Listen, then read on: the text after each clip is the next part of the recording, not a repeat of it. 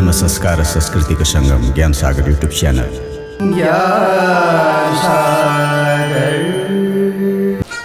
ओम यं ब्रह्मा वरुणेन्द्र रुद्रमरुतस्तुन्वन्ति दिव्यैस्तवैर्वेदैः साङ्गपदक्रमोपनिषदैर्गायन्ति यं सामगाः।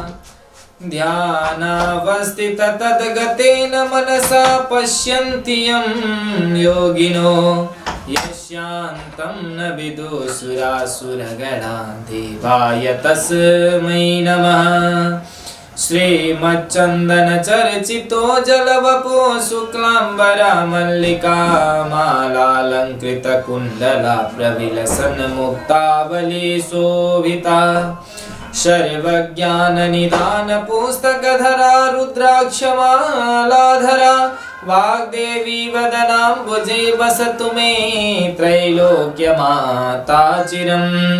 मुखं करोति वाचालं पाङ्गुं लङ्घयते गिरिं यत् कृपातमहं वन्दे परमानन्दमाधवम्। नमो भगवते तस्मै व्यासायामिततेजसे यस्य प्रसादाद् वक्ष्यामि नारायणकथामिमां। नारायणं नमस्कृत्य नरं चैव नरोत्तमं देवीं सरस्वतीं व्यासं ततो जयमुदीरये। समादरणीय भक्तसज्जन, हातमा भएको पुष्पलाई हजुरले एउटा पवित्र पात्रमा राख्नुहोला ताकि भरे त्यो पवित्र पुष्प लगेर भगवतीका चरणमा समर्पण गर्न सकौँ। हामीले हिजोका प्रसङ्गमा यहाँ सती देवीको विवाहको प्रसङ्गलाई श्रवण गरेका थियौँ। अगाडि गएर यहाँ कुमारजी आज्ञा गर्दै भन्नुहुन्छ के हे अगस्त्य मुनि, तपाईले सोधेका सबै प्रश्नको उत्तर मैले दिइसकेँ। अब के सुन्ने इच्छा छ? म सबै सुनाउन तयार छु। त्यति सुनेर अगस्त्य मुनिले विन्ती गरे, हे कुमारजी, त्रिपुरासुरले कसरी तपस्या गर्यो, त्यसलाई महादेवले कसरी भस्म पार्नुभयो, यो सुन्ने इच्छा छ। यो सबै आज्ञा गर्नुहोस्। यस्तो मुनिको प्रश्न सुनेर कुमारजी आज्ञा गर्नुहुन्छ, हे मुनि, अघि विष्णु भगवानले हिरण्याक्ष दैत्यको वध गर्नुभयो अनि समस्त दैत्यहरू दुखी भएर खेद गर्न लागे। तब मय दानवले मनमा विचार गर्न लाग्यो, यस्तो कामदेव नहुँदा रति भइन्, त्यस्तै त्यो दानवराज पनि मय पनि भयो। अनि बलवान तारकाक्ष र विद्युत प्रभ नामका आफ्ना मित्र समेतले मयले कठोर तपस्या गर्न लाग्यो। ती तीनैजना दैत्यहरू माघ पुसको जाडोमा हिमालयमा गएर तपस्या गर्थे। वैशाख जेठको घाममा पञ्चाग्नि तापेर गर्मी प्रदेशमा तपस्या गर्दथे। यस्तै प्रकारले तपस्या गर्दा गर्दै 10,000 वर्ष उनीहरूले बिताए। तिनका देहमा केवल हाड छाला मात्रै बाँकी रह्यो। फेरि ती ठुला सुखबाट पनि वञ्चित भए। तैपनि तिनीहरू सूर्य जस्तै तेजिलो देखिन लागे। तिनको तपस्याले ब्रह्माजी प्रसन्न भएर ती तीनैजनाको सामुन्ने पुगेर नम्र स्वरले भन्न लाग्नुभयो, हे दैत्यहरूमा श्रेष्ठ भएका वीर हो, तिमीहरूको तपस्याले म प्रसन्न भए। जो इच्छा छ सो वरदान माग। ब्रह्माजीको त्यस्तो वचन सुनेर साष्टाङ्ग दण्डवत गरी केवल घुँडाले मात्रै भूमिमा स्पर्श गरेर हात जोडेर विन्ती गरे, हे प्रभु, हजुर प्रसन्न हुनुहुन्छ भने मलाई अवध्यत्व कहिल्यै पनि नमर्ने त्यस्तो वर दिनुहोस्। बल पराक्रम पनि ठुलो होस्। फेरि विमान समान जो हामी 3 पुर बनाउनेछौँ त्यसमा मनुष्यको गति नहोस्। हामी ठुला बलवान हौँ, यति वरदान दिनुहोस्। ती दैत्यहरूले यस्तो वर मागेको सुनेर ब्रह्माजी आज्ञा गर्नुहुन्छ, हे दैत्य हो, यस्तो अवध्य वरदान म दिन असमर्थ छु। मृत्युको अवकाश राखेर अर्को वर माग, म दिन्छु, यसमा अन्यथा नमान। ब्रह्माजीको जब यस्तो आज्ञा सुनेर मयले फेरि विन्ती गर्दै भन्यो, हे प्रभु, अघि मैले भने जति सबै कुरा होस्। मृत्युलाई ती मैले बनाएका पुरहरू एकै स्थानमा रहने छैन। जब 10,000 वर्ष पुग्ला तब ती पुरको केवल आधा निमेषसम्म मात्र पनि मेल होस् र त्यही आधा निमेषभित्र जो एक बाणले तिनै पुरलाई नष्ट गर्न सकोस्, त्यही पुरुष हामीलाई मार्न सकोस्। मयका यस्ता वचन सुनेर तथास्तु भनेर ब्रह्माजीले आफ्नो लोकतर्फ जानुभयो। तब त्यो मय दानवले संसार नै नाश गर्ने इच्छा लिएर आदि कल्पमा 3 पुरको रचना गर्दो भयो। ती 3 पुरमा पहिले फलामको, दोस्रो चाँदीको र तेस्रो सुनको बनायो। ती 3 पुर आकाशमा सुमेरु पर्वतका श्रृंग टाकुरा हुन्की जस्ता देखिन लागे। ती पुरहरू चन्द्रमाका किरण लाग्नाले अति शीतल भएका, स्थान स्थानमा आँखी झ्यालहरू बनेका, घरका अट्टालिकाहरू पनि अति अग्ला, आँगनहरूमा पनि राम्रा राम्रा देख्दै मनलाई मोह पार्ने शिलाहरूले छापेका, स्थान स्थानमा सुनले मडेका उत्तम पुरद्वारहरूमा रङ्ग बिरङ्गका रत्न जडेका, मुगा मोती मणिहरू स्थान स्थानमा जडाएका, बिजुलीको प्रकाश समान रत्नहरू चारैतिर प्रकाश फैलिएको बनायो। फेरि चित्र विचित्र प्रकाश फैलाउने गरी हीरा मोती आदि रत्न जडेको, वायुको वेग लाग्नाले फरफराएका पताकाहरूले शोभायमान भएका, घरहरूका पङ्क्तिहरू पनि रत्न समूहका थुप्राने हुन्की भन्ने भान पार्ने फराकिला मार्गहरू पनि सिगारिएका अत्यन्तै राम्रा पुरहरू तयार गरे। घर महलहरू पनि अनेक रङका मन हरण गर्ने रत्नहरूले सुशोभित, ध्वजा पताकाहरूले श्रृङ्गारेर ती विमान जस्ता 3 पुरलाई शोभायुक्त बनायो। अनेक रत्न जडेका गमलाहरूमा रङ्ग बिरङ्गका जात जातका उत्तम सबै ऋतुमा फुल्ने फूल र त्यस्तै 6 ऋतुमा फुल्ने फलका वृक्षहरू लगायो। तलाउहरू पनि अनेक प्रकारका कमल, कमलिनी, कुमुदिनी का पुष्पले शोभायमान भएका तयार गरायो। यस्ता प्रकारले त्रिपुरवासीहरूको शोभाले युक्त महल तयार भयो। फेरि मयूर, डाँफे आदि उत्तम पक्षीगणहरूले युक्त र पुरुषका नङ लाग्नाले जसको पयोधारा गोलाकार घेरामा अर्धचन्द्राकार घाउ लागेका, कलश जस्तै उत्तुङ्ग ठडिएका, उच्च भएका, मदिराले राता राता आँखा भइरहेका, लाजले मुसुक्क हास्य गर्ने, लोलिएका नेत्र भएका त्यस्ता अनित्य सुन्दरीहरूले व्याप्त भएका त्यो त्रिपुर परैबाट पनि अत्यन्तै रमणीय देखिन लाग्यो। यस्तो त्रिपुर मध्ये जो फलामको थियो त्यो मयले तारकाक्ष नामको आफ्नो मित्रलाई दियो। अर्को चाँदीको जुन सुन्दर पुर थियो त्यो विद्युत प्रभलाई दियो र जुन सुवर्णले बनेको सबैभन्दा उत्तम थियो त्यो मयले आफूले लियो। अनि त्यो त्रिपुर दैत्यपति मय मन्त्रीवर्गले शोभायमान भयो। त्यो दैत्यराज आफ्ना शत्रुहरू र तिनका सेनालाई परास्त गरेर आफ्नै हितैषी ब्राह्मण वर्ण र वृद्धवर्गले शहीद भई आफ्ना आफ्ना सुन्दरी स्त्रीहरू साथमा लिइरहँदा स्वर्ग भन्दा पनि बढ्ता सुख भोग गर्न लागे। अनि तिनै लोकका आनन्दलाई ध्वंस गर्नका साथै अभिमानले भेरिएका देवताहरू सबै विजित भए भन्ने मनमा ठान्न लागे। तिनीहरूलाई मार्न लागे। उनका बगैँचाका असल असल वृक्ष र बिरुवाहरू उखेलेर फाल्न लागे। केही आफ्ना बगैँचामा सार्न लागे। यसरी देवताहरूलाई दुःख दिएको निकै समय व्यतीत भयो। तब तिनीहरूदेखि सबै देवताहरू क्रोधित भई ब्रह्माका सामु गएर त्रिपुर निवासी दैत्यहरूको सारा अन्याय उपद्रव विस्तार गरेर सुनाउन लागे। अनि ब्रह्माजीले समस्त देवतालाई शान्त गराई आज्ञा भयो, हे देवगण हो, त्रिपुरासुर दैत्यहरू बडो बलवान छन्, तिमीहरूद्वारा तिनको नाश हुन सक्दैन। तसर्थ नारायण आदि सकल देवता महादेवका शरणमा जाऊ, उनीले तिम्रो उद्धार गरिदिनेछन्। उनले हाम्रा शत्रु ती दैत्यहरूको अवश्य नाश गर्नेछन्। ब्रह्माजीको यस्तो अत्यन्तै हितकारी वचन सुनेर स्वीकार गरी ब्रह्मा, विष्णु, इन्द्र, यम, चन्द्र, कुबेर, वायु समेत सबै देवताहरू ब्रह्मालाई अघि लगाएर कैलाश पर्वतमा पुगे। त्यहाँ महादेवको दर्शन पाई हात जोडेर स्तुति गर्न लागे। हे पिनाकधारी, हे चन्द्रमौले, हे त्रिलोकेश, अमित पराक्रमी हजुरलाई कोटि कोटि नमस्कार छ। हे चन्द्रशेखर, हे त्रिलोकदेव, हे चन्द्रमौली, हे जटाजुटधारी, हे नीलकण्ठ, हजुरलाई कोटि कोटि नमस्कार छ। संसारलाई शरणमा लिने, नन्दीलाई वर दिने, देवताका पनि देवता यस्ता हजुरलाई कोटी कोटी नमस्कार छ।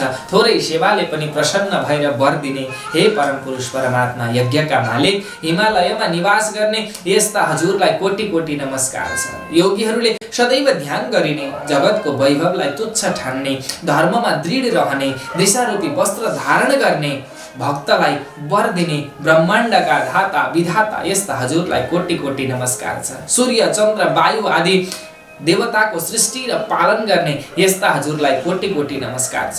सूक्ष्म भन्दा पनि अति सूक्ष्म काल स्वरूप नित्य स्वरूप धारण गर्ने यस्ता हजुरलाई कोटी कोटी नमस्कार छ। पर भन्दा पनि परब्रह्म स्वरूपलाई शंकरलाई कोटी कोटी नमस्कार छ। सारा ब्रह्माण्ड धारण गर्ने सूर्य चन्द्र वायु अग्नि र जल एवं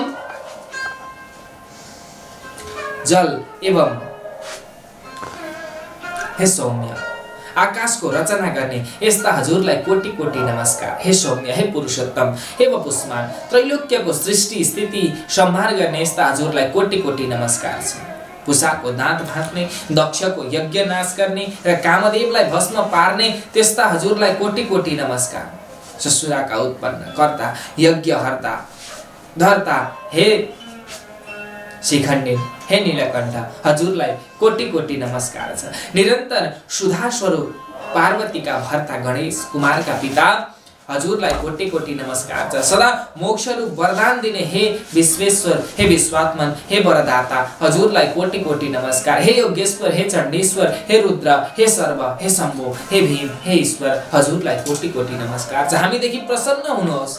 यस्तो देवताहरूले कातर भएर स्तुति गरेको सुनि तिनका मनको भाव जाने आज्ञा गर्नुहुन्छ। हे देवता हो, जे इच्छा छ त्यो वर माग। मैले नदिने संसारमा केही वस्तु छैन, म इच्छा पूर्ण गर्न तयार छु। जे इच्छा छ निशंक भएर मसँग माग, तिमीहरू माग्न सक्छौ, म दिनका लागि तयार छु। यस्तो महादेवको आज्ञा सुनि प्रसन्न भएका देवताले विनम्र स्वरमा विनती गरे, हे प्रभु, ब्रह्माको वरले उन्मत्त भएका मय आदि दानवले हाम्रा उर्वशी मेनका आदि अप्सराहरूलाई बल जफत गरेर लुटेर लिएर गए। नन्दन वनका असल असल बोट बिरुवा पनि कति उखेलेर नासे, कति आफ्ना घर ओसारे। देवताको नाश गर भन्दै हामीलाई अनेक तरहले कष्ट दिइरहेका छन्। अमरावतीबाट पनि निकालियौं।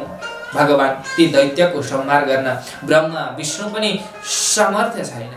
हे ईश्वर, अब जसरी हामी देवताको भलो हुन्छ सोही वरदान हामीलाई दिनुहोस्। यति सुनि शिवजीले फेरि भन्नुभयो, हे देवता हो, तिमीहरूले मेरो रुद्र तेजको एक अंश धारण गरी रुद्र तेजमय रूपले ती दानवहरूको संहार गर। शिवजीको यस्तो वचन सुनेर देवताले फेरि विनती गरे, हे भगवान, हामी हजुरका तेजको 1000 अंशको एक अंश पनि धारण गर्न सामर्थ्य छैन।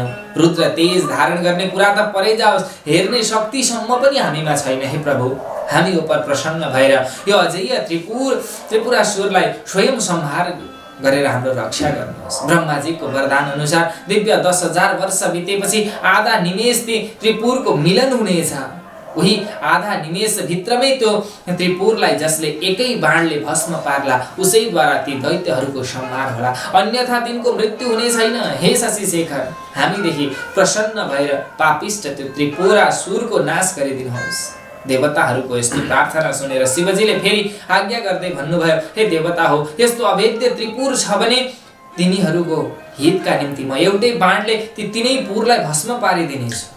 त्यस्ता अजेय दानवहरूका साथ युद्ध गर्दा मेरो शक्ति थाम्न सक्ने हिमालय समान मेरो निम्ति एउटा रथ तयार पार, अनि म युद्धमा जानेछु। महादेवको यस्तो आज्ञा सुनेर प्रसन्न भएका ती देवताहरूले प्रणाम गरेर हवस् भनी तत्काल विश्वकर्मालाई डाकी महादेवको निमित्त समस्त देवता रूपी अवयव भएको सुवर्णमय रथ तयार गरे। त्यस रथका दुवै पाङ्ग्रा सूर्य चन्द्र भए।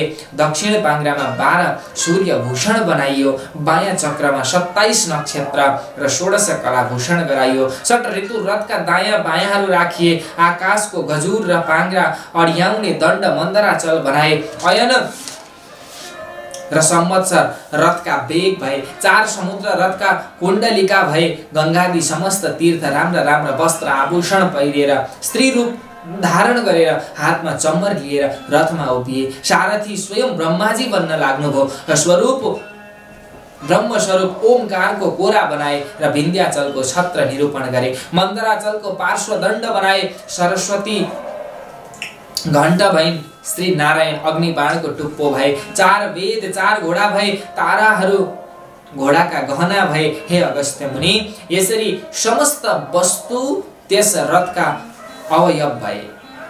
यसरी जब धनुबाण सहित रथ तयार भयो तब पृथ्वी र आकाश कम्पित पार्दै भगवान शिव त्यस रथमा आरूढ हुनुभयो।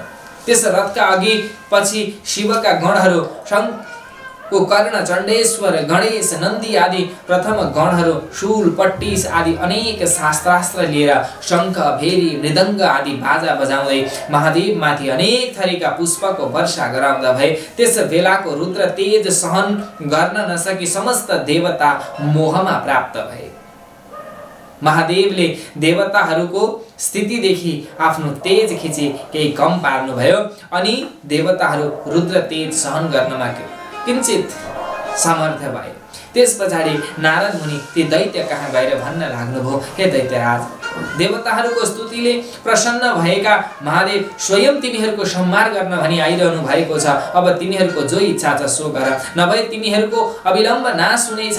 नारदजीका यस्ता वचन सुनि दैत्यराज मयले आफ्ना मित्र तारकाख्य, विद्युत्माली र अन्य योद्धाहरूलाई राखी नारद मुनिले आज्ञा भएको सबै कुरा विस्तारले सोध्नुभयो। अनि दानवमा उत्तम बलवान भएको तारकाख्यले भन्यो, हे राजन, किन चिन्ता गर्नुहुन्छ?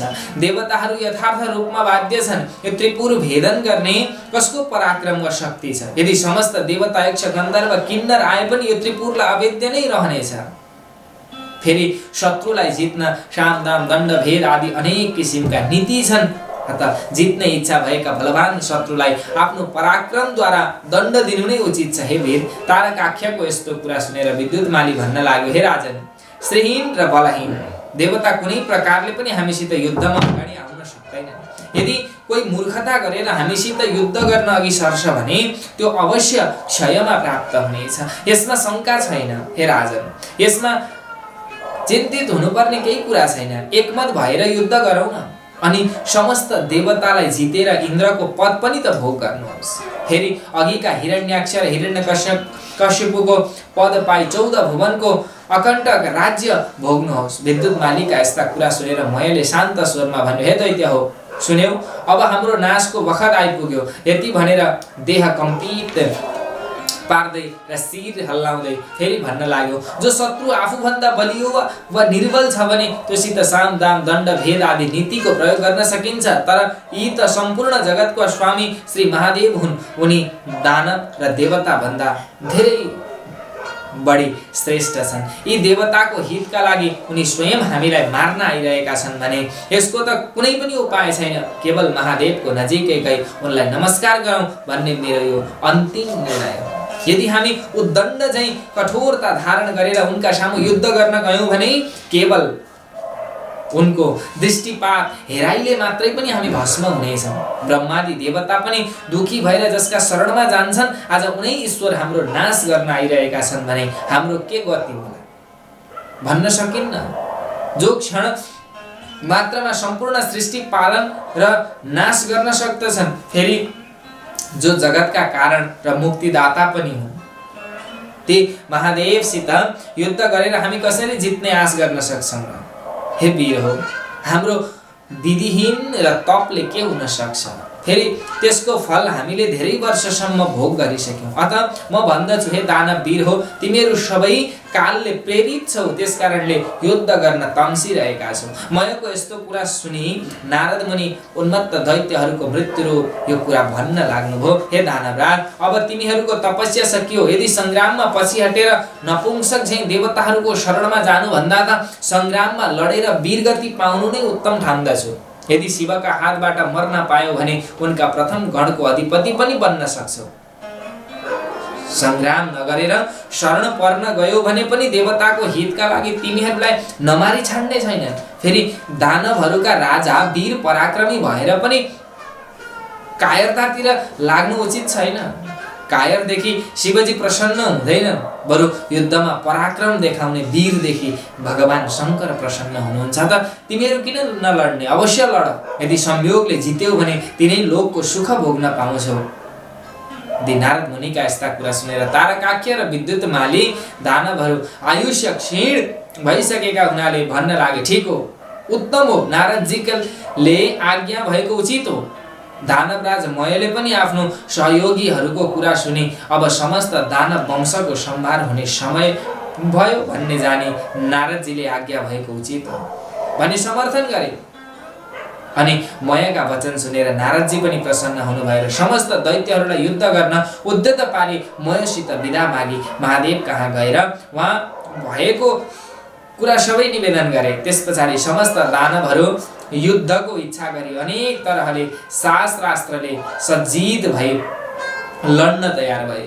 बलनामा, नेमिनामा, बाणासुर, ताराख्य, विद्युतमाली आदि प्रधान दानवहरू पनि युद्धको निश्चय गरी राजा मयका सामुन्ने आएर अनेक प्रकारले सिंहनाद गर्दै गर्जन लागे। फेरि ती दानव सैन्य स्वयं दानवहरूलाई नै भयदायक देखिन लागे। परस्पर ऊ रथ आयो, उता हेर ऊ महादेवका रथको ध्वजा देखियो भन्न लागे।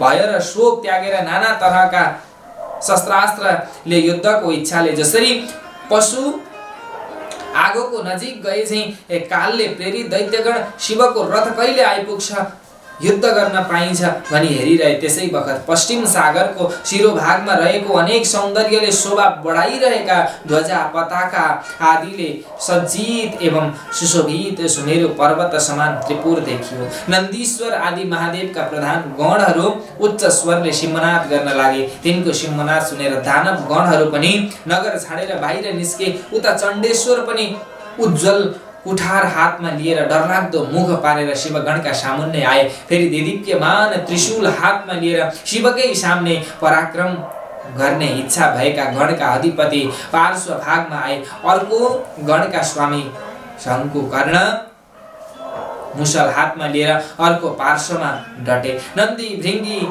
ऋटी, तुण्डी र वीरभद्र आदि प्रधान वीरहरू पनि वज्र, त्रिशूल, गदा, परिघ आदि लिएर युद्धमा अग्रसर भए। यता दानव गण पनि शिवजीको रथ आएको देखेर युद्धका निमित्त अनेक शस्त्रास्त्र लिएर शिवगणमाथि जाइ लाग्न लागे। अनि दुवै तर्फबाट युद्ध सुरु भयो। शिवजी पनि त्रिपुरलाई भस्म हुन लागे चाहिँ देखेर प्रसन्न मुद्राले संग्राममा तत्पर हुनुभयो। नन्दी महाबली दानव सहित जुझे। भृङ्गीले 10 बाणद्वारा विद्युत प्रभालाई भेदन गरे, तर राता राता नेत्र पारेर अनेक शिलाले ठोक्दा पनि उसका केही हानि गर्न सकेनन्। तब श्रृङ्गी र ऋटीले त्यस दैत्यका पृष्ठ देशमा प्रहार गरे। अनि उसले पनि सर्पझै निश्वास फेर्दै ठुलो शूलले भृङ्गी र ऋटीलाई मर्ममा प्रहार गर्यो। त्यसको पीडा खप्न नसकी भृङ्गी र ऋटी संग्रामबाट भागे। त्यस दानव राजले जब तिनीहरूलाई त्यसरी भगाएथ्यो तब गणनायक गणेशले पनि 1000 सरको प्रहारले घायल तुल्याए। फेरि 63 र 10 बाण थपेर गणेशको सर्वगामा घाउ गरायो। भैरीको त्यस्तो अदम्य साहस देखेर गणेशजी पनि रिसाए। सुड लामो पारेर त्यस दानवको घाँटीमा बेरेर फेसरी निमोठे। मत्ता हात्तीले तलाउमा फुलेको कमलको पुष्पलाई जसरी सहजै उखेलेर फाल्दछ त्यसै गरी विद्युत प्रभ दानवको शिर पनि उखेलेर फालिदिनु भयो। अनि घिण्डबाट छुट्टिएको उसको शिर सरोवरबाट छुट्टे। हात्तीका दाँतमा अड्केको कमलको पुष्प चाहिँ शोभित भयो। त्यो देखेर भृङ्गी र ऋटीले अनेक स्तुति गान गरे।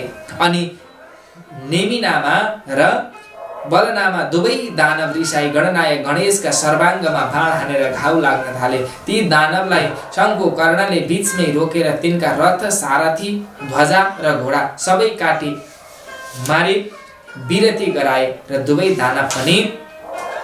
दानव पनि तत्काल अर्को रथमा चढेर आएर चण्डेश्वर र गणनायकका सबै अङ्गमा अनेक बाण प्रहार गरे, घाउ पारिदिए। गणनायक र चण्डेश्वरले पनि दानवका प्रहार खपेर रिसले राता राता आँखा पारी हातमा मुसल लिएर बेगले हाने। त्यसको चोट खप्न नसके दुवै दानव यमराजको नगरमा पुगे। त्यस पछाडि त्रिपुर निवासी ठुला ठुला जो युद्धहरू थिए ती सबै रिसले चुर भएर एकसाथ निस्केर वज्र त्रिशूल परिका कुठार आदि अस्त्र लिई शिवजीका गणमाथि जाइ लागे। जसरी परस्पर घोर घमासान संग्राम चल्न लाग्यो, महादेवको आज्ञा पाएका शिवगणहरू पनि गजराजले कदली बन्ध्वस्त पारे झैं र उन्मत्त सिंहले मृगहरूलाई भड्काए झैं ती दानवहरूलाई छिन्न भिन्न पारेर मार्न लागे। ती दैत्यहरूमा कसैका शिर छैनन्, कसैका गिँड छैनन्। त्यस युद्धमा रगतको नदी बगे झैं भयो। वायुको वेगले छिन्न भिन्न भएका मेघ झैं, वज्रको चोटले धुलो भए झैं पर्वतको शिखर जस्तै लड्दै पश्चिम समुद्रमा लड्दै गए। जब नेमिनामा र बलनामा वीरलाई शङ्कु कर्णले मारे भन्ने सुनेपछि तारकाख्य नामको दानव रिसाए गणनायक माथि झम्टिन लाग्यो र अनेक बाण प्रहार गरेर घायल पारिदियो। तब शङ्कु कर्णले पनि त्यसका प्रहार खपेर त्यसको शिरमा मुसल बजारेर उच्च स्वरले सिंहनाद गरे अनि त्यो दानव केही बलहीन भएर लड्ला जस्तै देखियो अनि निर्धक्क सहित त्यसका छातीमा भाला प्रहार गरे। त्यस चोटले दानव भूमिमा लड्न लाग्यो। तुरन्त उठेर चक्र लिई गणनायक माथि प्रहार गर्यो अनि शङ्कु कर्णले रिसाए साह्रै पीडा पर्ने गरी मुड्कीले हिर्काए। त्यो चोटले दानव फन्न घुमेर ठाली मूर्छा परेर ढल्यो र दिव्य आयुधहरू त्याग्दो भयो अनि त्यो चोट खप्न नसकेर मृत्युमा प्राप्त भयो। त्यसरी उसलाई लडेको देखेर उठाए राजा मयको भवनमा लगेर सारा स्थिति सुनाउँदै अनेक किसिमले विलाप गर्न लागे। त्यसरी रोई विलाप गर्न लागेका दानवहरूलाई मयले राम्ररी बुझाइ भने, हे दानव हो, मेरो घरमा अमृतको कुण्ड छ, त्यसैमा चोबी मरेका जति सबै दानवलाई बचाऊ। त्यति सुनेपछि जो आज्ञा भनी प्रसन्न मनले मरेका तारकासुरलाई अमृतमा चोबेर बचाए, मरिसकेका वीरलाई पनि जीवन प्रदान गरे भन्ने खुसीले राजा मयलाई सबैले बारम्बार प्रणाम गरे। यसै गरी मरेका अरू दानवलाई पनि जीवित पारे अनि त्यो तारकाख्य पनि पहिले भन्दा दोब्बर साहस र शक्तिका साथ संग्राममा आयो। ब्रह्माजीले त्यसलाई देख्न साथ आफ्नो दाहिने हातको औंलाले संकेत गरेर श्री महादेवलाई विनयपूर्वक भन्नुभयो कि हे ईश्वर, त्यो दानव अघि नै मरिसकेको थियो तर अहिले फेरि बाँचेर लडाईँमा आयो। मयका घरमा अमृतको कुण्ड छ, त्यसले मरेका समस्त दानवलाई बचाउनेछ। हे शिव, यसका घरमा अमृत रहेसम्म मरेका दानवलाई बार बार बचाइरहनेछ। यसकारण एक बाण प्रहार गरेर त्यो अमृत शोषी लिनु पर्दछ। ब्रह्माजीको वचन मानेर शिवले एक बाण प्रहार गरी सारा अमृत पोखिदिनु भयो। ब्रह्माजीले फेरि विनयपूर्वक विन्ती गर्न लागे, हे प्रभु, अब त्यो बाण प्रहार गर्नुहोस्। मैले त्रिपुरसितको युद्ध अघाउजी देखेँ, लड्दा लड्दा आज 1000 वर्ष बितिसक्यो तर यसको नाश हुन सकेन। अब त्यो बाण शीघ्र छाड्नुहोस् अनि बैरीको नाश होला। ठिक उसै बेला ती तीनै पुरहरू आधा निमेषसम्म जोरिए फेरि छुट्नेछन्। ती पुरहरू एकपल्ट जोरिए छुट्टिए पछाडि जति बाण प्रहार गरे पनि सफलता प्राप्त हुन सक्दैन। हे प्रभु, मेरो प्रार्थना स्वीकार गर्नुहोस्। तत्काल बाण प्रहार गरेर यस त्रिपुरलाई नाश गर्नुहोस्। ब्रह्माजीको यस्तो विनययुक्त कुरा सुनेर ठिक हो, असल हो भने त्यो अग्निशोम युक्त उग्र बाण धनुमा राखेर धनुलाई तलमाथि झुकाई दिव्य 10,000 वर्ष पुग्न साथ आधा निमेष आँखा झिमिक्क गरेर उगारे जति समयको लागि त्रिपुर जेरियो। तब महादेवले आफ्नो योग बलले निश्चल पारिदिनु भयो अनि त्यसको टुप्पामा अग्नि सोम स्थित भए। त्यो नारायण रूपी बाण शिवले प्रहार गर्नुभयो। त्यो बाण छुट्न साथ त्रिपुरका भव्य महलहरू आगो लागेर चारैतिर डढ्न लागे। धिक धिक, कष्ट कष्ट भन्ने शब्द सुनिन लाग्यो। महादेवले तत्काल नन्दीलाई भन्नुभयो, त्यो मय दानव मेरो प्रिय भक्त छ, यसलाई अग्निले नडराउनु। श्री महादेवको यस्तो आज्ञा पाउन साथ वायुरूप भई बाण भन्दा पनि वेगले गई मयको घरमा नन्दीले देखे राजा मय शिवलिङ्ग सामुन्ने राखेर उनकै ध्यान गरिरहेको छ। तब नन्दीले मयलाई भने, अग्निले तिमीलाई जलाउने छैन। मयले तुरन्त नन्दीलाई प्रणाम गरे। त्यसै बेला अग्नि पनि आइपुगे र नन्दीले शिवको आज्ञा अग्निलाई सुनाइदिए। तब अग्निले मय दानवतिर फर्केर भने, हे शिव भक्त, अब तिमी यो नगर छोडेर तुरुन्तै जाऊ। मयले जो आज्ञा भनेर सुवर्णको शिवलिङ्ग बोकी तत्काल पातालमा गए। यता नन्दीले फर्केर गई सम्पूर्ण कुरा भगवान शङ्करलाई विन्ती गरे। तब त्रिपुर भस्म हुन लाग्यो। त्यसका वेदी महल उद्यानहरू धमाधम भत्किएर नासिन थाले। अनेक दानव र तिनका परिवारहरूले कराएको मात्र सुनेर लाग्यो।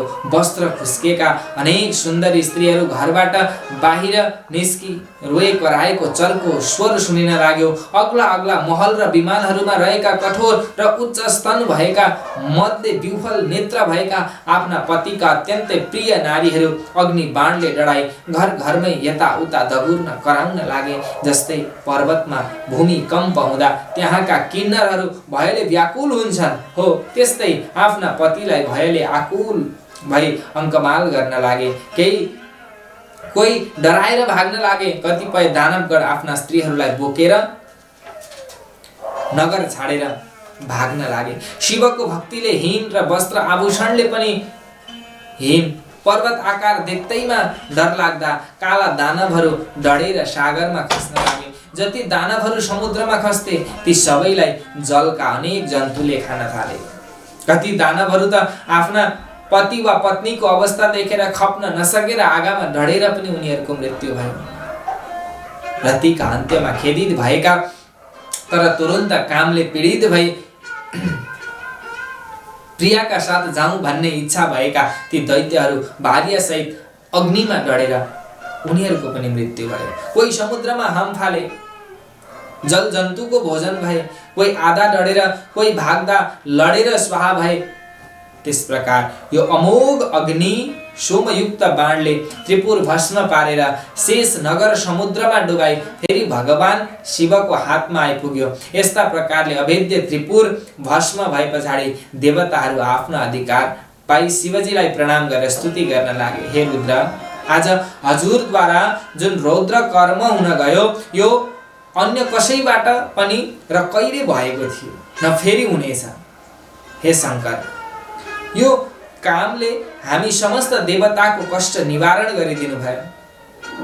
अत हजुरलाई कोटि कोटि नमस्कार छ। यस्तो देवगणले स्तुति गरेको सुनेर महादेव प्रसन्न भएर आज्ञा गर्नुहुन्छ, हे देवता हो, आफ्ना प्रिय भक्तजनलाई सदैव पुत्र जस्तै स्नेहपूर्वक पालन गर्नुपर्दछ। आज त्रिपुरवासी दानवहरूको संहार हुन गएकाले तिमीहरूको इच्छा पूर्ण भयो। अब तिमीहरू खुसीसाथ आफ्ना आश्रममा जाऊ। श्री महादेवले यस्तो आज्ञा भएको सुनि महादेवलाई दण्डवत प्रणाम गरी आफ्ना लोकमा गए। देवताहरू गए पछाडि नन्दी, भृङ्गी, भूत, प्रेत, पिशाच, डाकिनी, साकिनी सहित भएर भगवान शङ्कर पनि कैलाशपुरीतिर फर्कन लाग्नुभयो। हे अगस्त्य मुनि, यो साहस कसैले वर्णन गर्न नसक्ने त्रिपुर दाह मैले तिमीलाई सुनाए। जो शिवभक्त खुसीका साथमा यो कथालाई श्रवण गर्छ, सुन्छ अथवा कसैलाई सुनाउँछ, त्यो समस्त पापबाट मुक्त भएर उसको मृत्यु पछाडि पनि शिवको पार्षद भएर सधैँ कैलाशमा बस्न पाउनेछ।